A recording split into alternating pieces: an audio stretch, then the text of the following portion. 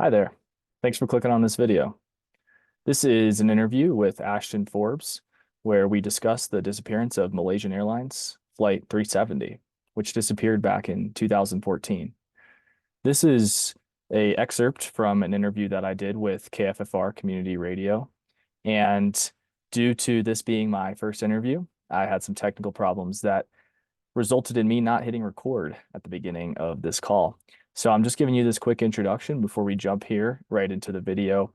Just want to let you know, as this is going to be my first upload, that you can expect a lot more interesting interviews similar to this, where we will discuss a variety of topics, including UFOs, various aspects of the phenomena, as well as non-human intelligence, consciousness, and anything else you put in that bucket. So if you're interested in these kind of topics, stay tuned. There'll be lots more to come. Appreciate it. Out there. Um, it took a while to realize that we were looking at MH370, although when you look at the evidence, it's pretty clear that that's the plane that we're looking at. We can see there's coordinates in the satellite video that indicate the real location of the plane. And this video was published a week before the raw telemetry data from Inmarsat was even made available to the public.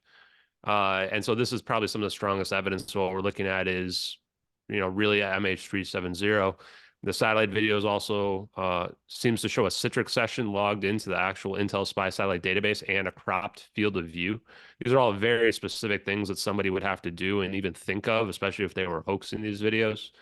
We can also see NROL 22. There's a Newsweek debunk out there that's objectively incorrect, that claims that it says NROL 33, but it actually says NROL 22.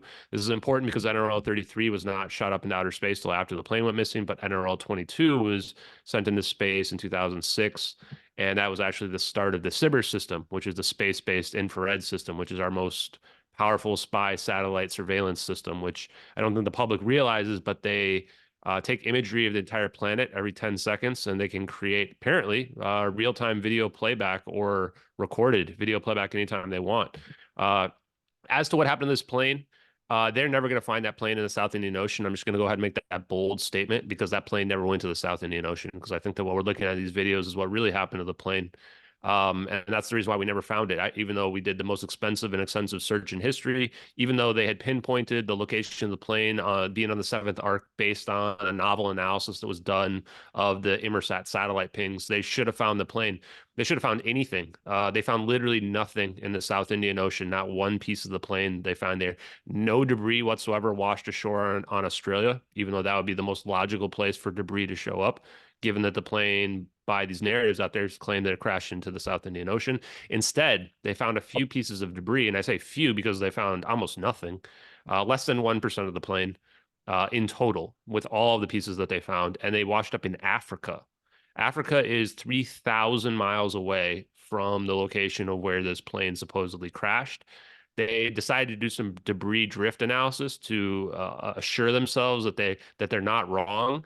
And the first analysis didn't even put the debris anywhere close to Africa. So then they had to come up with a second analysis, and they said, okay, yes, we can figure out how this flaperon made it to the Reunion Islands, but then they have to ignore that the growth on the flaperon didn't match and it couldn't have been in the water for that long. And then they had to rationalize, which they never did, how like stuff like an engine cowling, like a piece of the engine, somehow washed 3,000 miles in this short period of time when their drift analysis had it showing up in Australia.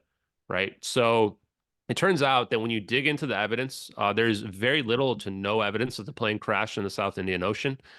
Planes don't disappear in 2014. We have full surveillance of the entire planet. We have acoustic systems that can detect tiny Titan sub imploding somewhere in the Atlantic. We would have heard and pinpointed the location where the plane crashed into the ocean. And there was phones ringing as well. Not to mention that there was at least 4 different countries' radar systems and 3 military bases that should have had this plane on radar. Diego Garcia, Pine Gap, Coco Islands. These are all very advanced military bases that should have seen this plane, and none of them did. So whatever people want to believe about the MH370 videos, there is absolutely no doubt that this plane did not crash in the South Indian Ocean, and there's no doubt that the United States government knows exactly what happened to it. Thank you. I think that's really fascinating. I don't know that many people For example, I was actually speaking with somebody a couple days ago at a restaurant, and they were of the opinion that there was a black box that had actually been discovered for this plane. So what you're stating is that that's false? No, they're probably thinking about Air France 447, where they did find black boxes. Malaysian Airlines, there was no black boxes found. The misinformation there is probably that they claimed they heard an acoustic detection of a ping, but they knew before they even searched that that was not the black boxes, because the black boxes transmit on an extremely specific frequency that cannot be misinterpreted. And there's nothing in nature that makes those sounds either. I think it's 35 kilohertz is the frequency. I could be wrong, but so they claimed that they heard something. Turned out that that was actually just a malfunction on one of the detectors. That they troll these detectors underneath the boats, and they go around the area to try to find them, find those black boxes and the pings. So no, they found no black boxes either. They found nothing in the South Indian Ocean. And when I say nothing, I mean they didn't even find one piece of the plane. Now imagine a plane crashing into an ocean, right? It's going to blow up into thousands of pieces. There's going to be a debris field visible from space for days and days and days, right? We would have pinpointed the crash site the next day with our spy satellites. And they find nothing after searching for 3 years. I mean, people, the crazy thing about MH370 is people just have to think critically, and then everything would have been solved. And this even goes to the experts. There's all these people that claim to be experts. Like, these are just imaginary titles that they've given themselves. I don't call myself an expert because these titles don't mean anything, right? What means is, do you have the capability? What matters is, do you have the capability to think logically and critically? And you have the capability to just investigate what's already out there. All the stuff that we found, the cyber system, all this stuff, how the spy satellite database works, this is all publicly available information. That's it. Thank you, Ashton Forbes. I think that's really helpful Mhm. information. There is definitely, a sense that this is just something that couldn't happen in this day and age. And I think that's why so many people have these questions about, such an activity. One thing that you mentioned was that there was, for example, a flaperon that had a serial number, but it wasn't actually the serial number of the plane, but rather of the part. So do you have Yeah. any ideas about potential theory that might sort of allow something like that to occur, but also for that plane to not be discovered in its entirety? Yeah, so definitely do. The interesting part about that flaperon is that the unique serial number plate that's supposed to be on this, bolted onto the piece, was just missing. They say that it washed off. Like, as far as I know, bolted pieces of parts don't wash off in the ocean. But that's the story that they're going with, and they're sticking with it. They used a part number, a partial serial number part match, which they claim they looked at the records and confirmed that that was tied to a 9M MRO. But there are two other planes that a 9M MRK and a 9M MRI. It's a little bit unclear which one is the one that was purchased by GA Telesis in October of 2013, just months before the plane disappeared. That was also scrapped decades too soon. Purchased from Malaysian Airlines, would have been an exact replica of the plane. So you could argue that if you are of, like, let's say Jeff Wise's opinion that the debris was planted or something like that, because he thinks the plane went to Russia, that you could argue that that debris is, planted debris from another plane that's similar. Our theory says that this plane, what we're seeing in these videos, is a superluminal event, faster than the light event. You could call it teleportation, but we're not talking about dematerializing a plane somewhere and rematerializing somewhere else. We're talking about super speed. We're talking about the time of the plane speeding up, kind of like what mythology or history would say about the Philadelphia experiment, that it goes from one place to another and doesn't go to the moon, although if it's teleportation, you can't really rule anything out. But we think that the plane somehow shows up west of the Maldives. And the reason why we think that is because there was a B777 fire suppression device that washes up in the Maldives that was reported as a bomb because it looks like a cartoon bomb, but it's very clearly a B777 fire suppression device. And then there's 20 islanders that see the plane at 6 in the morning, which they're not seeing some other plane. People have tried to argue that it's a couple different other planes that don't look anything like this plane. They saw the red and white stripe of Malaysian Airlines. These people don't see jumbo jets. It's flying low because the scenario we put forth is a fire event related to 487 pounds of lithium ion batteries. In that scenario, the pilots needed to fly low so that the people who are alive have enough oxygen to breathe, while they intentionally depressurize the plane, because the depressurization is to get more oxygen into the plane, because the fire extinguishing devices remove oxygen. That's how they work. So this is also why they made the lithium-ion batteries no longer to be allowed in passenger planes in the cargo bays in the year after because of how dangerous these types of events were. So we think they showed up in the Maldives, and then the most logical place where it went is the same place where all the other conspiracy theories would argue, which is Diego Garcia military base, a very secluded, very advanced base in the Indian Ocean.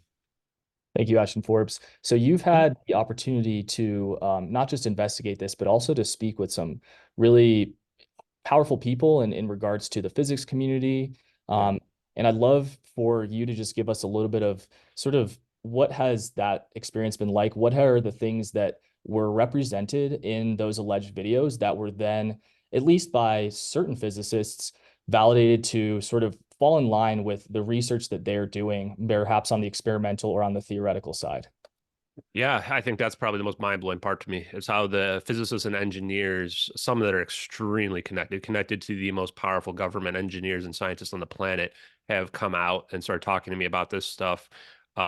Roy D. Herbert, who's a lesser-known theoretical physicist who's active on Twitter, has a theory, a dilation theory, and you'll find there's a lot of physicists, even people like Eric Weinstein and others that have unification theories of how we can unify quantum field theory with general relativity, which is the very small and the very large. We know that we can teleport information and that quantum teleportation is real. It's been proven. There's records for it at this point.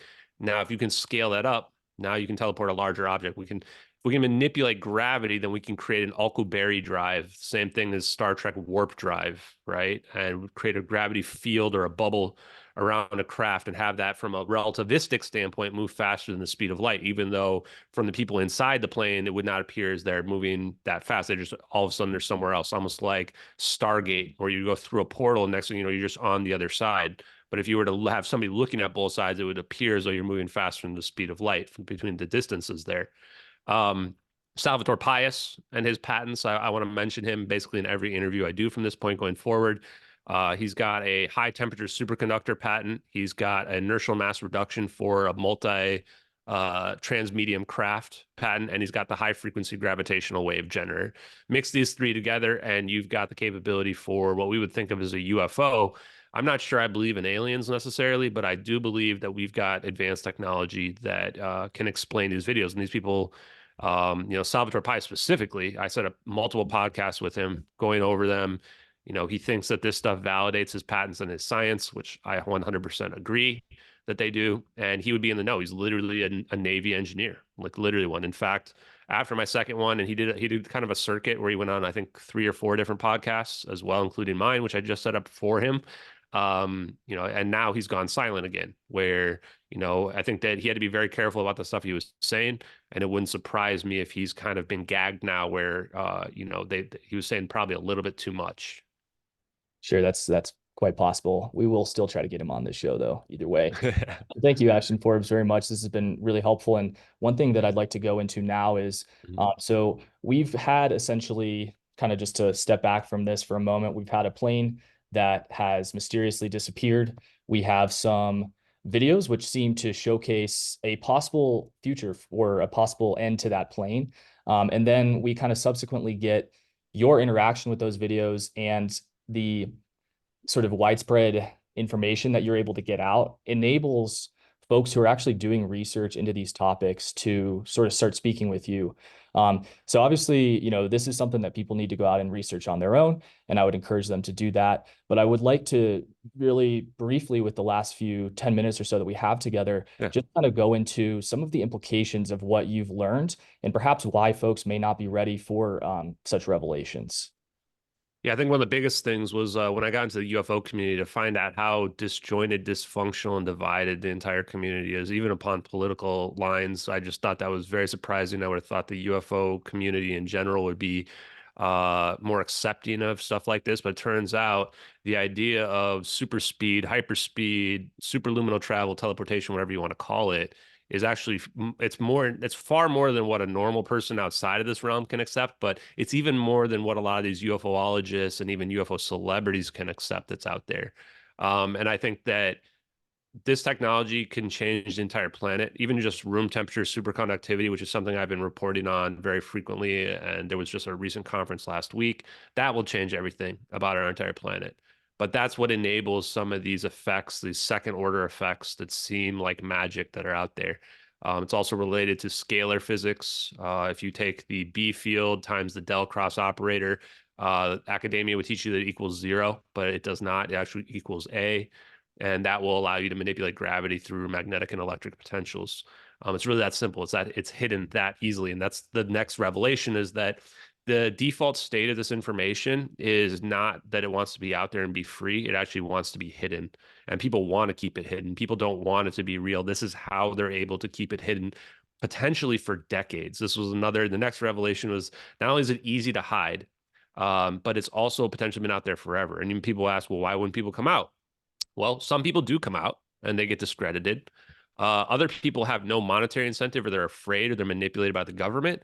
And some people as well are just get off on the idea that they know about magic technology that the normie people with brains out there don't know about. So I think you'll find that there are some whistleblowers, but in general, people prefer to be quiet. You think even Bob Lazar on Joe Rogan regretted coming out because he thought he would be made up into a celebrity and a hero, but that's not how it plays out. Mainstream media won't even talk to me. I have to talk to alternative media exclusively because of just the nature and sensitive situation that's going on with this type of technology. And I think that the government, the United States government, completely controls all mainstream media and what they talk about and what they don't talk about. So those are all the things that, as somebody who was just a normal person like 6 months ago and said, these videos are crazy, I'm going to look into it. And if they're real, they'll be validated and vindicated, and we'll be able to dig into it and find out the truth about it. And then we did. It's blown my whole mind, honestly. And so now I have a completely different perspective of the world in general. Thank you, Ashton Forbes. Yeah, it's just a quick anecdote. It's not uncommon for a secret aircraft, something like an SR-71, for example, to be flown for about 20 years and then to be retired for perhaps another 14, and then to be announced as a device that we actually operated. So just imagine what may be in our skies or in our oceans today that will need to be retired before we're allowed to be aware of it. So I Yeah, and think I don't think this information would ever come out if we didn't force it to come out, especially the fact that we might have hijacked and stolen a 777. I mean, just the legal implications alone are huge, right? But from the technology standpoint, that's the part where it's like people say the military is like 10 or 20 years more advanced. It's possible the military is like 100 years more advanced than we are. And that actually begins this breakaway civilization level technology where how do you even get it out? I mean, my sources tell me that there's warring factions. Some people want the information out and other people want to keep it hidden. And I'm sure they all have their own noble purposes and reasons for their actions. But at the end of the day, it's like more normal people can't even believe it to be real. So it's just, you've already got this huge hurdle even to begin the process. So if you guys begin to think of the landscape of the world in that manner, it will help to understand why this is so difficult to talk about. Thank you, Ashton Forbes. So one thing, given the limited nature of our time, that I'd like to Mhm. touch on really briefly is that, as you just stated, what is being suggested here is not by any means trivial, right? The No. possibility that a organization, perhaps a government, may have actually utilized physics that most folks don't even think is possible and stolen a plane in that manner. Obviously, that's a big claim. So I just want to take a moment for Yeah. you to sort of lay out for people where they might be able to go and find their own information to, do their own research. Because at the end of the day, we're only Yeah. here to essentially allow people to make up their own minds, right? We're not going to tell anyone what to think Yep. or how to think, but tell them at least where you might suggest they find some information to further their research.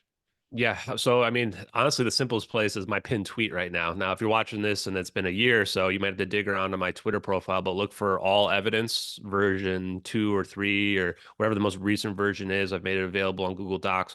We've already gone through all the old history of the plane, every single thing, every news report out there, documented everything. And it's categorized based on different kind of scenarios that we've talked through. The reason why it was not pilot suicide, the fire scenario, all the witnesses that we were able to find, the evidence of the videos as well, the science as well, everything. And you can dig through that, and any piece that you're questioning, you can Google it. You can find the links related to that. It all comes from news articles, press releases, et cetera, that are out there, as well as the press conferences. There's so much sketchy stuff that it's a 14, 15 page document at this point, and that's without all the hyperlinks in it. We know that the Malaysian government was lying. This was not a situation where they were inept or incompetent. They just had to make it look that way because they were covering something up, right? And they were covering up something that was so big that like even other countries probably found out about this, like China and Russia. But people will say, well, why wouldn't they say something? Because nobody's going to believe them. If Russia comes out as like, oh, United States teleported the plane away, people are going to go, okay, that's Chinese disinformation, Russian disinformation, right? And so it creates this huge quagmire. But I do absolutely encourage people to take that evidence that we presented. You can come up with your own theories, stories if you want. Other people have their own that are out there. But the reason why it's important is because there's this false narrative getting perpetuated about a pilot suicide where there was no evidence or no indication of suicide whatsoever. The officials are not doing some giant conspiracy because they don't want to tell the truth about a pilot suicide scenario. That's makes no sense whatsoever. Makes no sense that this guy would fly to the closest airport that you would go to in an emergency to say goodbye to his hometown. That's literally the cover story they're going with. Oh, he was just in the middle of the night, 2 a.m. with pitch black. He's flying over the nearest airport to say goodbye to his hometown. It's absurd. Honestly, once again, people just have to think critically and logically, and we could have solved this thing years ago. Thank you, Ashton. So what are the next steps for you? Obviously, we're here now a little over the last, or excuse me, the 10-year anniversary of this event. And, obviously you've presented a substantial amount of evidence that people can decide what they want to think about that. But as we're wrapping this up, what are the next steps for you and how can people get in touch with you, or at least how can they learn more about what you're doing? Yeah, and if you want to follow along, like I've shifted gears at this point. I've technically retired from new investigation into the case just because of how far away I think we are from really being able to accept this reality of the videos and of what happened to this plane. And I think that we'll come back to it in the future when we've become a little bit more enlightened, where science maybe is caught up. But now I'm trying to focus on the science aspect of it to show that room temperature superconductivity is real. And hopefully one day we can show that science will show that teleportation is real. When that day comes, then I think that people will look back at those videos and go, "Oh, this guy wasn't just bullshitting us." So if you want to follow me, though, really the best place is on Twitter, where I've amassed over 80,000 followers just from doing stuff like this. It's at justxashton. You can also check out my YouTube. I've streamed live almost every single day for the last 3 or 4 months. Also at justxashton, or you can just search my name, Ashton Forbes, and it pops up. That's how my aunt finds all my stuff. So it's pretty cool in that respect. And yeah, like I said, I've retired because of just not just the negative backlash, but just how far away I think we are from being on a conscious level to find this stuff out. And I do hope that one day the truth does come out for the families and the victims for what we did, as well as just for the world, because there's so many people struggling in this world. And I think this technology can change their circumstances. That's actually helping people has been the number one motivation for me my whole life in healthcare, as well as the investigation here to help the families and help the 670,000 homeless people we have in the United States, as well as all the other people who are struggling on a day-to-day basis. Thank you very much, Ashton Forbes. That's a noble mission. Founder of MH370X, we really appreciate the opportunity to speak with you. Folks, you can also find this interview online at kffr.org. Thank you, Ashton. We appreciate your Thanks, time. James. Take care, man. See ya. Later.